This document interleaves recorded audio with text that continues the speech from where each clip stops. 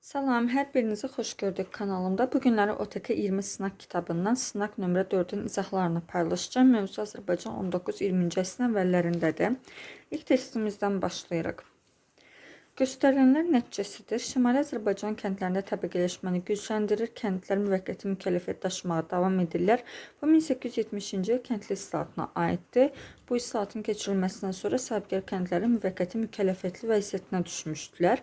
Eyni zamanda təbəqələşməyə də səbəb o idi ki, kəndlilərə öz pay torpağını satın almaq hüququ verilmişdi və bundan sonra bəzi kəndlər torpaqlarını alaraq qolçumaqlara, yəni varlı kəndlərə çevrilmişdir. Bu da təbəqələşməni gücləndirmişdi kəndlərdə.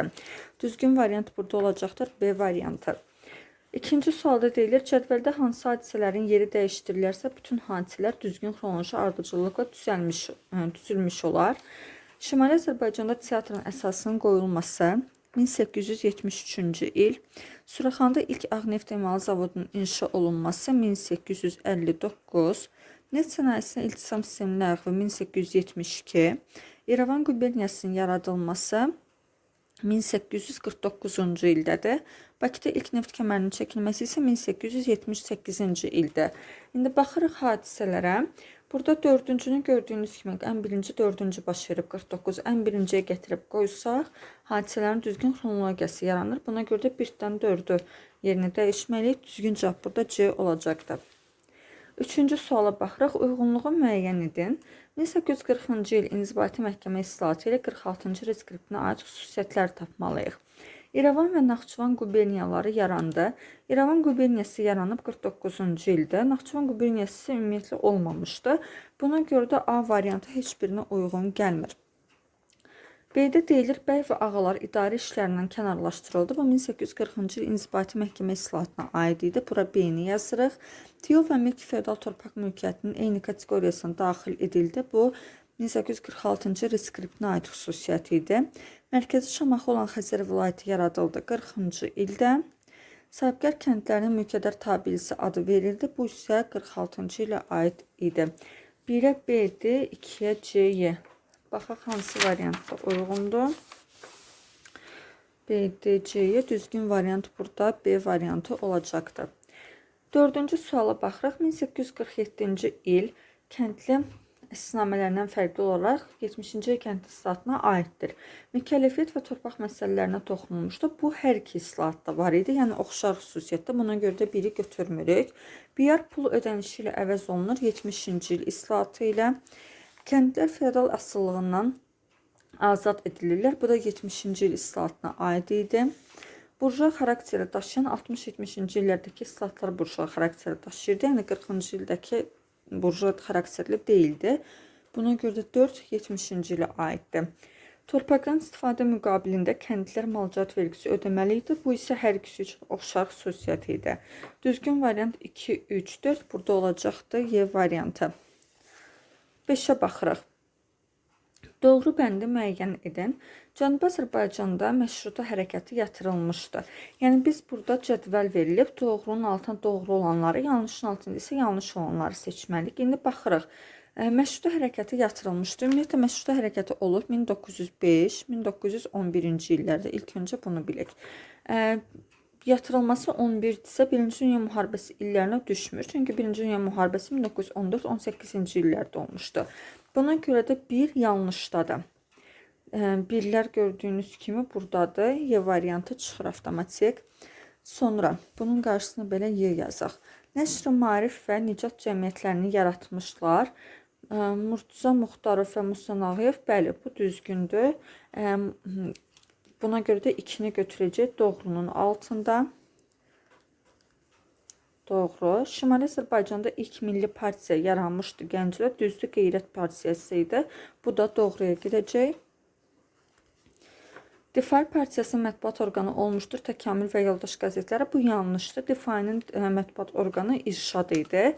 Təkamül və Yoldaş isə Hümmət təşkilatının qəzetləri idi. Buna görə də 4 də yanlışdır. Vöbrq bəyannaməsini imzalamışlar Rəsulzadə və Mövsümov, yanlışdır. Əlimərdan bəy Topçubaşov imzalamışdı. Buna görə də bu da yanlışa gedir. Doğruya 2, 3 gördüyünüz kimi burada D variantı uyğun gəlir. Yalnız 2-3, yanlış şey isə 1, 4 və 5 düzgün variant olur D variantı. 6-cı suala baxırıq. Sarıqamış əməliyyatından fərqli olaraq Çanaqqala döyüşü Osmanlı qoşunlarının qələbəsi ilə sona çatmışdı. Bəli, düzgün variant elə budur. Sarıqamış əməliyyatı 1914-cü ilin dekabrının 15-ci ilin yanvarına kimi davam eləmişdi. Orada Osmanlılar məğlub olmuşdu. Çanaqqalada isə qələbə qazanmışdılar. Birinci Dünya müharibəsi illərində baş verməsi hər ikisinə aid oxşar xüsusiyyətdir. Sarıqamış dediyimiz kimi 14-15-də, Çanaqqala isə 15-ci ildə başlayıb 16-cı ilin yanvarında bitmişdi. Antanta qüvvələrinin qələbəsi ilə nəticələnmişdi. Bu heç birinə aid deyil. Sarıqamış əməliyyatına ruslar qələbə qazanıb, Çanaqqalada isə İngiltərə, fransız qüvvələri məğlub olmuşdu. SSR qoşunlarının məğlubiyyəti ilə nəticələnmişdi. Bu Sarıqamış əməliyyatına ruslar qələbə qazanıb. Həm də ki, SSR yoxdur həmin dövrdə. Bu sözə də diqqət yetirmək lazımdır. SSR hələ ki yaranmayıb. Və Sarıqamışda ruslar qələbə qazanmışdı. Çanaqqalada isə rus qoşunları məğlub olmayıb. İngiltərə, Fransa və onların dominionları məğlub olmuşdu. Yerdə deyilir, 1-ci Dünya müharibəsi ərəfəsində baş verməsi xeyr, illərində baş vermişdi. Buna görə də bu da aid deyildir. Düzgün variant altda A olacaqdır. 7-ci suala baxırıq. Şimali Azərbaycanın 19-cu əsrin 80-ci illər tarixi üçün xarakterik deyil.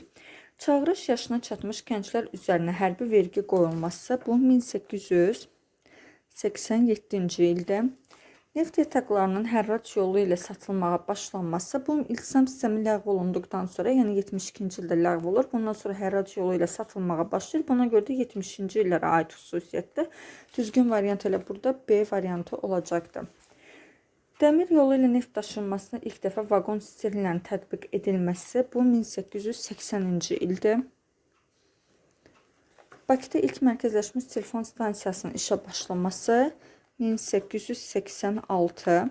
Qalakənd Misərtmə Misaflaşdırma Zavodunun inşa olunması isə 1883. Düzgün variant burada B olur. 8-ə baxırıq. Təbrizdə Alman kapitalına məxsus xalçı şirkətinin açılması 1912-ci ildə açılmışdı. Bakı-Tiflis dəmir yolunun inşa edilməsi 1883. Mazot konstitusiyası adlanan sənədin imzalanması 1904-cü ilin dekabrında. Tənbəki üsyanının baş verməsi isə 1891-92. İndi xronoloji ardıcıllığı quranda ilk olaraq 2, sonra 4, 3 və 1. 2, 4, 3, 1 burada Y variantı olacaqdır.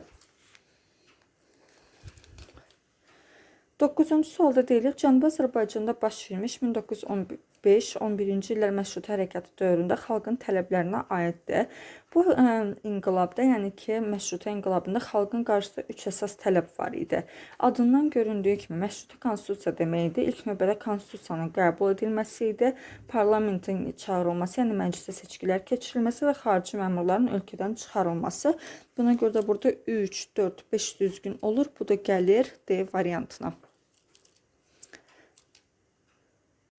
10-cu sualda deyilir, Qafqaz cəbhəsindən Rus qoşunları tamamilə çəkilirdi. Cənubi Qafqaz Komissarlığı ilə Osmanlı dövləti arasında imzalanmışdı. Burada söhbət Ərzincan barışığından gedir. 1917-ci ilin dekabr ayında Komissarlıqla Osmanlı dövləti arasında imzalanıb və Qafqaz cəbhəsindən Rus qoşunları geri çəkilmişdi. Yəni bu Ərzincanın şərtləri idi. Brest-Litovsk müqaviləsi 1918-ci ilin mart ayında imzalanmışdı. Rusiya ilə müttəfiq dövlətlər arasındaydı. Yəni ki, Qafqaz Komissarlığına aid deyil. Qars müqaviləsi 1921-ci ildədir. O zaman komissarlıq mövcud deyildi. Batum müqaviləsi 18-ci ilin iyun ayında AXC dövlətinə aid bir müqavilədə AXC ilə Osmanlı arasında. 21-ci Moskva müqaviləsi zamanındakı yenə deyirik ki, Qafqaz Komissarlığı mövcud deyildi. Düzgün variant burada 7. 11-ci testə baxırıq. Hadisə nəticə əlaqəsinin doğru verildiyi bəndi müəyyən edin. 1812-ci il Buxarest sülhünün imzalanması, ermənilərin Şimali Azərbaycan torpaqlarına köçürülməyə başlanması. Bu yanlışdır. Buxarest yox, Türkmənçay sülh müqaviləsinin şərtinə əsasən ermənilər Azərbaycana köçürülmüşdü. Eyni zamanda Ədirnədə də var idi bu şərt. Lakin Buxarestdə belə bir şərt yox idi. 1830-cu il Carbalakan üsyanının baş verməsi, ərazinin daxili müstəqilliyinin ləğv olunması. Burada belə deyək də, düzgün cavab B olacaq. Çünki cavablarda da yəni ki B götürülüb. Amma burada məntiqi uyğunsuzluq var. Çünki ilk öncə daxili müstəqillik ləğv olunmuşdu, sonra üsyan baş vermişdi buna qarşı. Amma ki variantlar arasında ən doğrunu bu gəldiyinə görə yalnız B qalır. İndi digərlərinə baxaq, nəyə görə uyğun deyil. 1843-cü il 1-ci Nikolayın fərmanı, Qafqaz canişininin yaradılması. Qafqaz canişini 1844-də yaradılıb, 43-cü ildə yox. Buna görə də C variantı yanlışdır. Rəhddarın ləğv olunması, ticarətin tənəzzülünün başlanması. Rəhdar vergisi daxili gömrük rüsumu idi və 1836-cı ildə ləğv olunmuşdu və bundan sonra ticarət tənəzzül yox, əksinə inkişaf eləməyə başlayıb. Buna görə də D variantı da uyğun deyil. 21-ci il güzəştli ticarət tarifinin qəbulu, əcəmi mallardan alınan gömrük rüsumunun tamamilə ləğv edilməsi tamamilə yanlışdır. 50%, belə deyək də 50%-dən gömrük rüsumunun alınması ləğv olunmuşdu. Buna görə də Y variantı da səhvdir. Bir dənə düzgün variant B qalır. Burada da ki, tərsinə olsa yəni daha uyğun olardı ki, daxili müstəqilliyin ləğv olunması və üsyanın baş verməsi. 12-ci suala baxırıq. Neft sənayesində iltisam sisteminin ləğv olunmasının nəticələrinə aid deyil. İlk öncə onu qeyd edək. İltisam sistemi neft sənayesində ləğv olub 1872-ci ildə. İndi baxırıq variantlara. Neft sənayesi sürətlə inkişaf etməyə başladı. Düzdür. İltisamın mövcudluğu inkişafa mane olurdu. Ləğvəndən sonra inkişaf eləyir. Balaxanı neft mədənlərində kəndlərin məcburi əməyi ləğv olundu. Bu 1864-cü ilə aid olan hadisədir. Və gördüyünüz kimi, yəni daha öncə Balaxanıda məcburi əmək ləğv olunub, bundan sonra iltisam sisteminin neft ləğv olunub. Yəni bu bunun nəticəsi ola bilməz. Buna görə də burada düzgün variant B-dir. Neftli torpaqların bir hissəsi Azərbaycanlı kapitalistlərin əlinə keçir, doğrudur. Hacı Sələm Tağıyev, Musa Nağıyev və digərlərin adını çıxa bilərik. Neft yataqları hərrat yolu ilə xüsusi adamlara satılmağa başlandı. Bu da doğrudur. Neft sənayesinə kapital axını güclənir, doğrudur. Xarici kapital, əsasən də xarici kapital üstünlük təşkil eləyirdi. Burada düzgün variant olur B. 13-cü testə baxırıq. Daha əvvəl baş vermişdi. Alman köçkünlərinin Qafqaza köçürülməyə başlanması 1817 və 18-ci illərdə. Azərbaycanda Avropa tipli dünyəvi məktəbin əsasının qoyulması, bu 1830-cu ildə Şuşada açılan qəza məktəbi idi. Şəki xanlığının ləğv olunması 1819. Əhalinin rifahına yardım məqsədi ilə əmanətlər məktəbinin yaradılması 1828-ci il. Xəzər vilayətinin bəylərinin torpaqlarının müsadirəsinə başlanması isə bu da 1841-ci ildə idi. İndi burada baxırıq, daha öncə baş verən hadisə olacaq, almanların köçürülməsi, yəni ki, A variantı. 14-cü testə baxırıq. Xəritədə rəqəmlə göstərilmiş dövlətlərə aid uyğunluğu müəyyən edin. Baxaq, burada 3 nömrə Fransa ərazisidir, 2 Rusiya ərazisidir, bir də Osmanlı ərazisinə uyğun gəlir. İndi ki, Türkiyə. İndi baxırıq, yazılıb ki 1, 2, 3, yəni hər üçü üçün Antanta hərbi ittifaqının üzvü olmuşdu. Bu düzgün olmayacaq. Çünki Antantaya Rusiya, Fransa və Böyük Britaniya daxilidir. Osmanlı isə Dördlər ittifaqına daxil olacaq. Buna görə də 1 yanlışdır. Daha sonra Sarıqamış döyüşünün iştirakçısı olmuşdur. 1 və 2 Osmanlı, Rusiya doğrudur. Və bu döyüşdə Osmanlı qoşunları məğlub olmuşdu. Rusiya qələbə qazanmışdı. 2 düzdür. Birinci Dünya müharibəsi zamanı Səməd bəy Mehmandarovu mükafatlandırmışdı. Fransa və Rusiya dövlətləri, bu da doğrudur. 1914-cü ilin sonunda Cənubi Azərbaycana qoşun yeritmişdi. Osmanlı Fransaya yazıb. Osmanlı qoşun yeritsə də Fransa qoşun yeritməmişdi. Buna görə də 4-də yanlış olacaqdır.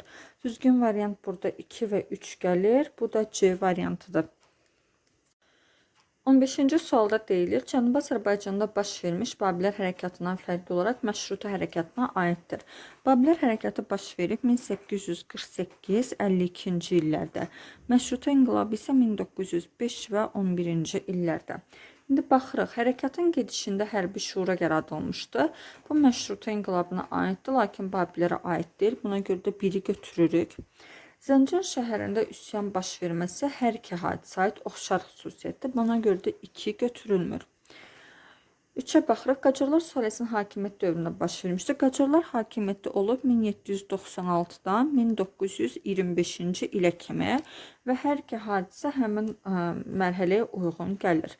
Buna görə də bu oxşar xüsusiyyətdir, yəni ki, götürülmür. Parlamentin çağırılması tələbi irəli sürülmüşdür. Bu, məşruta hərəkatına aiddir. Babillərdə belə bir addım yox idi. Cənubi Azərbaycan şəhərlərinin çoxunda nümayəndəli seçkili orqan yaradılmışdı. Söhbət əncümənləri biz buna misal göstərə bilərik ki, bu da məşruta hərəkatı dövrünə aiddir. Yəni 5-i də götürəcəyik. Düzgün variant olur 1, 4 və 5. Burada A variantına uyğun gəlir. 16-cı sualda deyilir, 20-ci əsrin əvvəlində Qafqazın idarə olunmasında Çar hökumətinin etdiyi dəyişiklik, komendant idarə üsulunun ləğv olunması 1840-cı ildədir. Bu 19-cu əsrin birinci yarısına düşür. Bakı Fəhli Deputatlar Sovetinin ləğv olunması 1906-cı ildədir. Lakin 20-ci əsrin əvvəllərində olmasına baxmayaraq, bu Qafqazın idarə olunması ilə bağlı bir dəyişiklik deyildi. Buna görə də B də uyğun gəlmir burada. C-yə baxırıq. Şimali Azərbaycan xanlıqlarının əyalətə çevrilməsi söhbət 19-cu əsrin birinci yarısında Rusiya xanlıqların belə deyək də müstəqilliyinə son qoyduqdan sonra onların yerində əyalət dairə distansiyalar yaratmışdı. Bu da 19-cu əsr tarixinə aiddir. Yanlışdır. Qafqaz canişinliyinin bərpa edilməsi, Qafqaz canişinliyi yaranmışdı 1844-cü ildə. Sonradan 1883-cü ildə ləğv olunmuşdu. 1905-ci ildən isə milli qırğınlar başladığı zaman Bakıda yenidən bərpa olunmuşdu və bu düzgün variantımız olacaq. 20-ci əsrin əvvəllərində Qafqazın idarə olunması ilə bağlı dəyişiklik idi. Y'yə baxırıq. Cənubi Qafqaz Seyminin fəaliyyətə başlaması.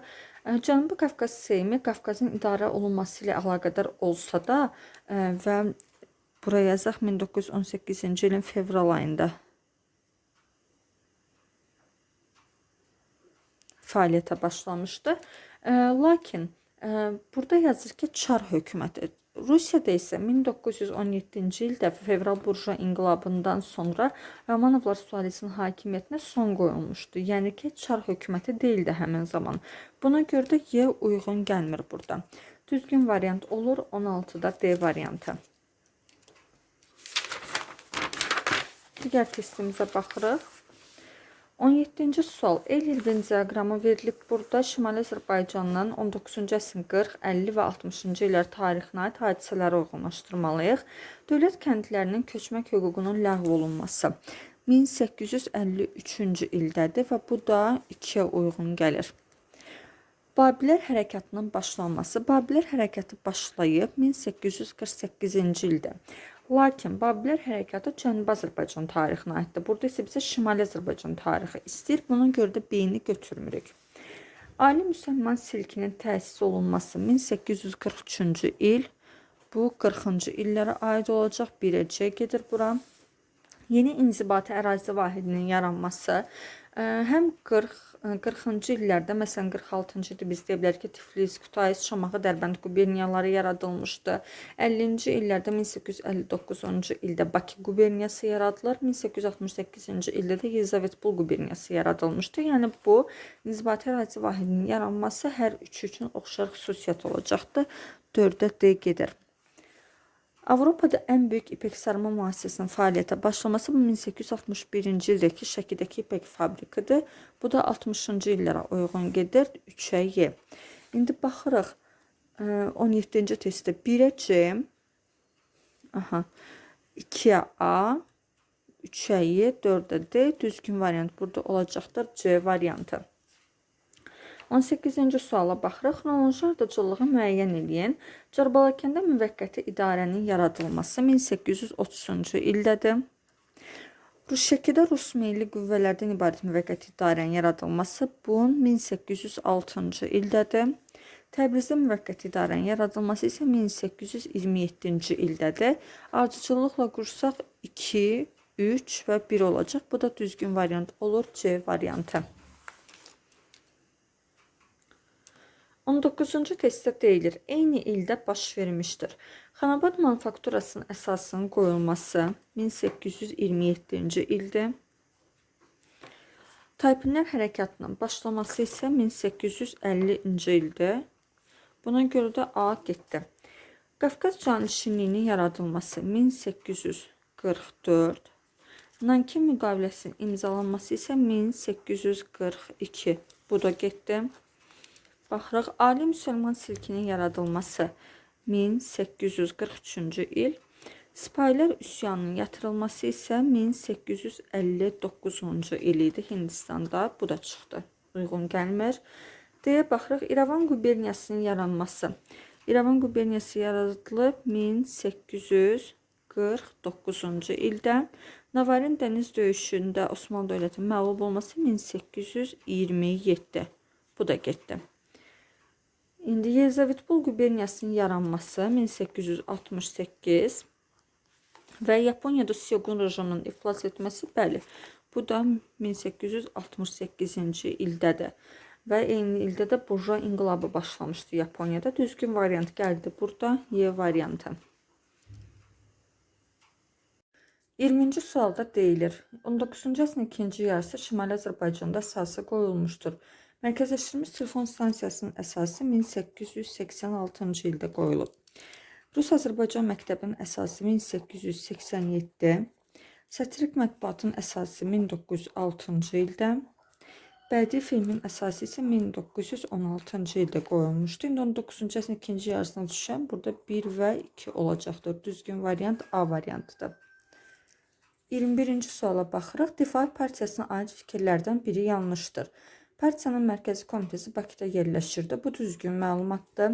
Məhəmməd Əmin Rəsulzadə 1913-cü ildən partiyanın liderinə çevrilmişdi. Bu yanlışdır, çünki 13-cü ildən Difainin yox, Müsavat Partiyasının liderinə çevrilib.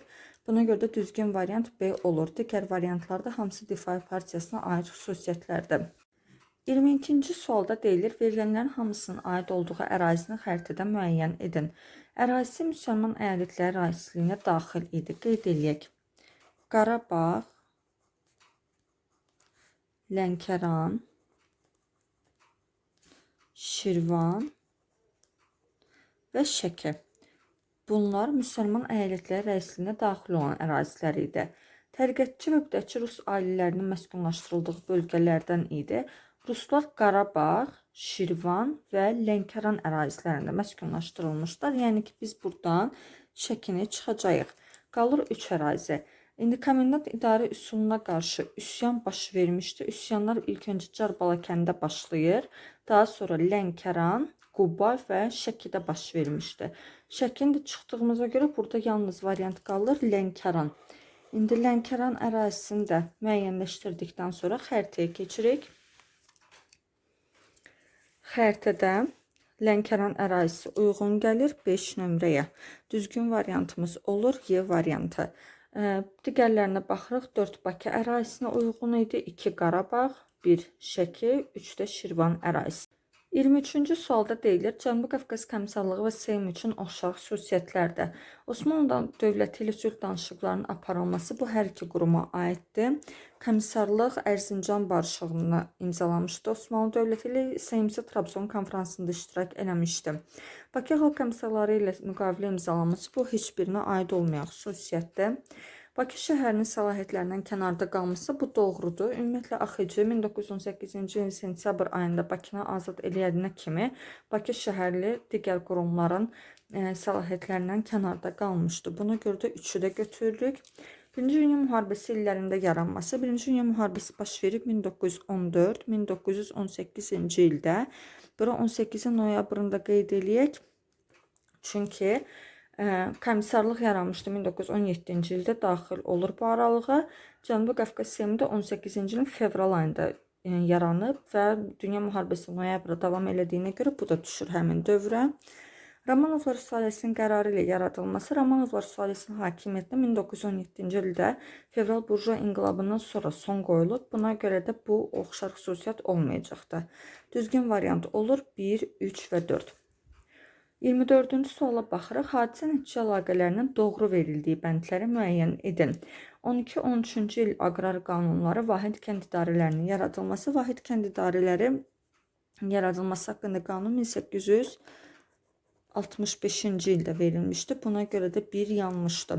Mazot Konstitusiyası adlandırılan sənədin imzalanması 1904-cü ilin dekabrında imzalanıb bu sənəd.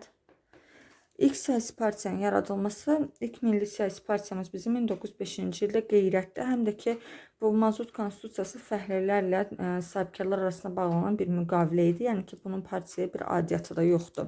Buna görə də 2 də yanlışdır.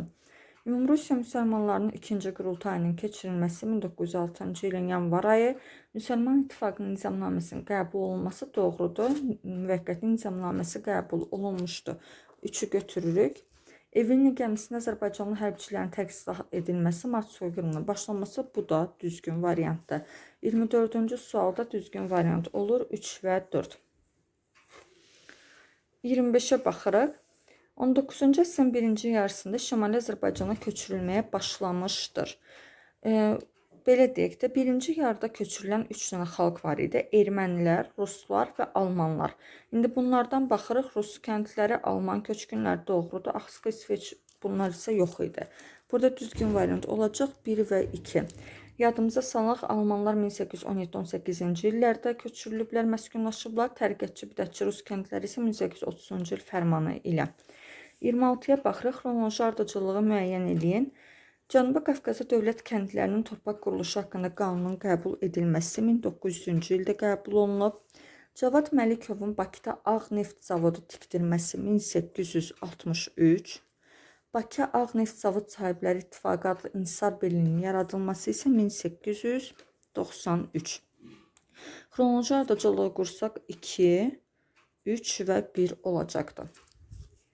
27-yə baxırıq, uyğunluğu müəyyən eləyin 20 və 30-cu illərə aid hadisələrə uyğunlaşdırmalıyıq.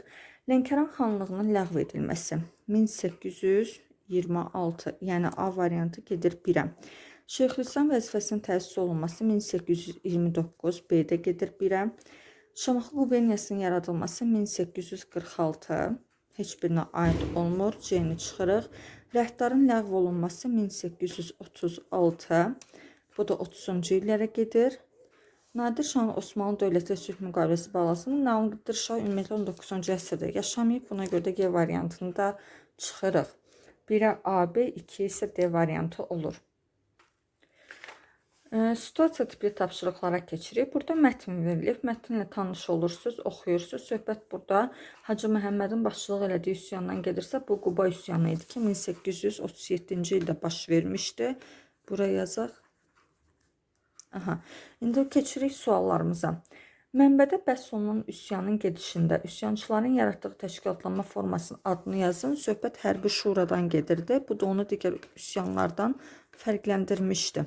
Hərəkatın gedişində hərbi şuranın yaradılması. Bəhs olunan üsyanın başlanması üçün bəhanəni yazın. Qubadakı üsyanın başlaması üçün bəhanə Quba əyalətindən atlı toplanması xəbəri idi. Yəni ki, Varşavadakı süvari alayına Qubadan atlılar yığılmalıydı. Bu da xalqın narazılığına səbəb olmuşdu. Buna görə də bəhanəni də bu hissəyə yazırsınız. Bəhs edilən üsyanın mənbədə göstərilməyin 2 nəticəsini yazın. Mənbəni dediyim kimi oxuyursunuz. Burada üsyanın nəticələri deyirik ki, Çar Rusiyanın Şimali Azərbaycanda yerdiyi siyasətin çürük tərəflərini ortaya çıxarır və Şəki üsyanının başlanmasına təkan olur. Bu mənbədə verilən nəticələrdir. Biz indi mənbədə olmayan nəticələrini yaza bilərik. Məsələn, üsyanın iştirakçılarının sürgünə göndərilməsi, Sibir ərazisinə sürgün olunmuşdular. Daha sonra üsyanın başçısı olan Hacı Məhəmməd edam olunmuşdu və eyni zamanda bu üsyan biz deyirik ki, Rusiyanın müstəmləkəçilik siyasətinin sonraki dövrlərdə yumuşaltmasına da səbəb olmuşdu. Yəni məcbur eləyir Rusiya hökumətinə. Bu səbəblərdən hər hansı birini bura yaza bilərsiniz.